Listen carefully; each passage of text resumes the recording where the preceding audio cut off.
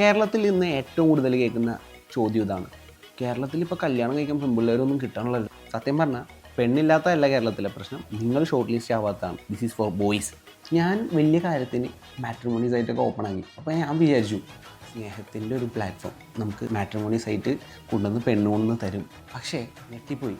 ഞാൻ എൻ്റെ കോളേജ് കഴിഞ്ഞ് പ്ലേസ്മെൻറ്റൊക്കെ നോക്കിയപ്പോൾ കണ്ട അതേ ചോദ്യങ്ങൾ. CTC എത്ര, salary, future requirements, abroad chances, അതുപോലെ തന്നെ ഹൈറ്റ്. ഞാൻ കൊണ്ട് വല്ല പട്ടാളത്തിലേക്ക് ആളെടുക്കണം. ഞാൻ മുമ്പൊക്കെ എപ്പോഴും ആലോചിക്കും, ഇപ്പോൾ ഡൗറിക്ക് ഞാൻ അഗെയിൻസ്റ്റ് ആണ്. എന്തിനാണ്? പൈസയുടെ കാര്യമല്ല വരേണ്ടത്, നമുക്ക് പെണ്ണാണ് മുഖ്യം.